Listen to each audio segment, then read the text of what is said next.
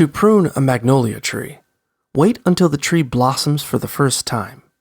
In general, it's best to prune magnolias in spring and early summer. Prioritize trimming off dead and diseased branches and leaves.